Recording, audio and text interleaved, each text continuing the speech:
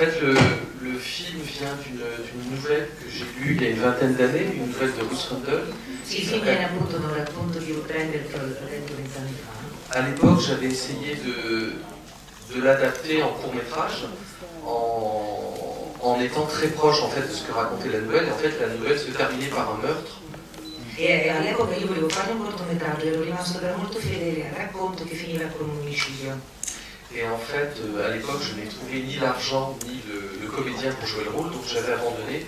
Et à la place, j'avais fait un autre film, je ne sais pas si certains l'ont vu, un court-métrage qui s'appelle Une robe d'été, qui parle déjà un petit peu de travestissement. E quindi non avendo trovato in realtà né i soldi né per fare il film, per pagare l'attore, ho rinunciato a questo cortometraggio e ne ho fatto un altro che non so se qualcuno di voi l'ha visto, che si chiama Vestito estivo, vestito d'estate, sia stato tradotto, e dove c'era anche lì una serie di travestimento. Et en fait, cette histoire me hantait depuis longtemps, et je l'ai relue il y a quelques années. Je me suis rendu compte que j'avais plus du tout envie de raconter l'histoire d'un meurtre, puisque en fait, dans la nouvelle, le personnage de Claire tuait Virginia à partir du moment où Virginia avait du désir pour elle. Et en fait, je me suis rendu compte qu'avec le temps, j'avais plus envie de raconter une histoire d'amour. E poi è vero, mi è rimasta comunque un po' ossessivamente questa storia, però quando l'ho ripresa in mano 2 anni fa mi sono reso conto che non avevo più voglia di raccontare la storia di un omicidio, perché nel racconto, quando Virginia dichiara il suo desiderio nei confronti di Claire, che l'ammazza, ma io avevo voglia di raccontare una storia d'amore. En fait, moi, au début, je voulais pas du tout faire un film politique, mais le film est devenu politique à mon insu, parce qu'au moment où j'ai commencé à écrire le scénario, il y a eu des grandes manifestations en France contre le mariage gay, avec beaucoup de gens qui ont manifesté dans la rue, qui étaient contre les nouvelles familles, contre la procréation. Enfin bon, je pense que d'Italie, vous avez suivi un peu ce qui s'est passé. Et donc, je me suis rendu compte que tout d'un coup, mon film parlait d'un sujet qui était encore brûlant, alors qu'on avait l'impression que la société avait évolué, que les gens étaient prêts à accepter des nouvelles familles et des nouvelles sortes de relations amoureuses. Sì, in realtà io quando ho cominciato a scrivere questo film non avevo nessuna intenzione di fare un film politico, l'ho fatto un po' a mio malgrado, perché mentre lo scrivevo era il periodo in Francia, ne avrete sentito parlare, delle manifestazioni anche molto aggressive contro il matrimonio omosessuale, contro queste nuove famiglie, eccetera. E quindi io mi sono accorto, quando pensavo che ormai fosse una cosa assodata, di in realtà di toccare un tema ancora molto bruciante. Et c'est vrai que le film, j'ai essayé de le traiter presque comme un conte de fées, de manière un peu idéalisée par rapport à la réalité de ce que un personnage comme Virginia vivrait dans la société. Dans le film, c'est très idéalisé. Je pense que c'est plus compliqué quand quelqu'un veut vraiment se transformer, mais c'est pour ça qu'à la fin, j'avais envie de terminer avec ce dernier plan qui dit, comme dans un conte de fées, ils se marièrent et eurent beaucoup d'enfants. Sì, io volevo un po' trattarlo come una fiaba, ed è per questo che è tutto molto idealizzato nel film. Penso che il modo in cui la cosa si svolge rispetto alla realtà è molto più semplice, la realtà è assai più complicata, ed è per questo che ho messo anche quest'ultima inquadratura che sembra proprio la fine di una fiaba, vissero felici e contenti. C'est vrai, très vite, quand j'ai commencé à travailler sur le scénario et que j'ai rajouté cette histoire de deuil à la fin, je me suis rendu compte que ces deux personnages qui essayent de recréer un nouveau personnage pour pallier à l'absence de Laura, il y avait quelque chose de très Hitchcockien dans ce thème, puisque c'est un peu le thème de Vertigo, le personnage de James Stewart qui essaye de faire renaître le personnage de Kim Novak, sauf que dans le film de Hitchcock, ça se termine de manière tragique, puisqu'à la fin, le personnage meurt, et en fait, Hitchcock dit plus ou moins que... Enfin, James Stewart guérit de son vertige, mais il perd son amour. Moi, j'avais envie, au contraire, que ça se termine de manière heureuse et que ces deux personnages se fassent du bien en créant un troisième personnage.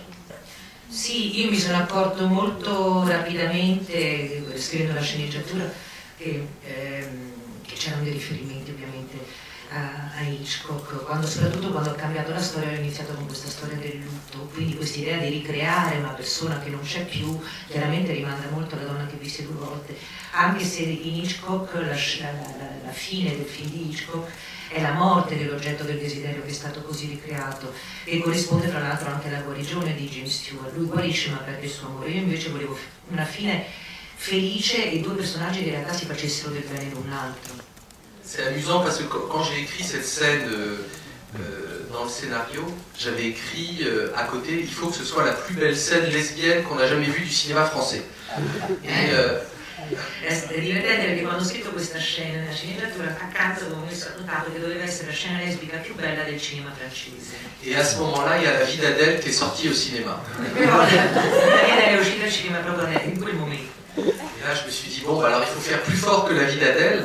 Et en fait, j'ai beaucoup d'amies lesbiennes qui n'ont pas du tout aimé les scènes d'amour de La vie d'Adèle parce qu'elles ont dit, nous, on fait pas l'amour comme ça, on se donne pas des claques sur les fesses. C'est beaucoup plus sensuel.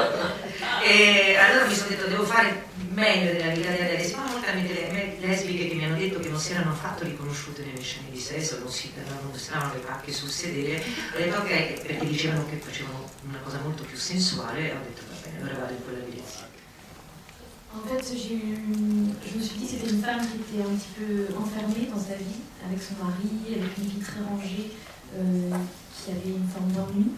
Mi sono detta che era una donna che era un po' rinchiusa nella sua vita con questo marito, questa vita molto tranquilla, molto sistematica, anche forse un po' noiosa. Et je pense que la relation qu'elle a avec sa meilleure amie Laura dans son enfance est une relation un petit peu compliquée, où je pense qu'elle a beaucoup vécu dans l'ombre de sa meilleure amie. E penso che la relazione che ha avuto con questa sua migliore amica nell'infanzia probabilmente è stata un po' complicata e lei ha vissuto sicuramente un po' nell'ombra di questa amica. Et donc au moment où cette meilleure amie meurt, c'est à la fois un choc, ça la bouleverse, ça la dévaste, mais en même temps, je pense que c'est une manière pour elle de enfin prendre une place dans la vie. E quindi quando muore questa migliore amica sia una cosa sconvolgente per lei, uno shock, ma penso che sia anche per lei l'opportunità di avere finalmente un suo posto nella vita. Et quand elle rencontre cet homme et qu'elle découvre qu'il se travestit, je pense qu'elle se projette dans cet esprit de liberté, elle est fascinée par la manière qu'il a d'être libre. E quando vede lui e vede questa che si traveste, credo che si proietta in questa sua libertà e che voglia anche lei di avere questa stessa libertà. En fait, j'ai vu beaucoup d'acteurs français pour le rôle et à chaque fois je leur demandais de mettre une perruque, de se maquiller. Il y en avait plein qui étaient très mal à l'aise. Et Romain, lui, au contraire, tout de suite, il était très excité, ça l'amusait énormément. Et depuis longtemps, il voulait jouer le rôle d'une femme parce qu'il voyait vraiment ça comme l'apothéose de son travail d'acteur, une manière de découvrir un nouveau territoire et travailler différemment. In realtà ho fatto dei provini con molti attori a cui ho messo parrucche, li ho truccati e molti di loro erano veramente a disagio, mentre Romain si vedeva che era proprio felice di fare questa cosa, che la vedeva un po' come un'apoteosi del suo lavoro d'attore e quindi una sfida che aveva proprio voglia di fare. Ce qui était agréable avec Romain, c'est qu'il prenait vraiment du plaisir. Et je me suis dit que c'était important de transmettre ce plaisir-là aussi aux spectateurs, qu'on ressente qu'il avait de la joie à faire ça, et je voulais pas du tout tomber dans une forme de perversion, de culpabilité, mais dans quelque chose de joyeux et presque d'enfantin. Et je trouvais que Romain avait ça.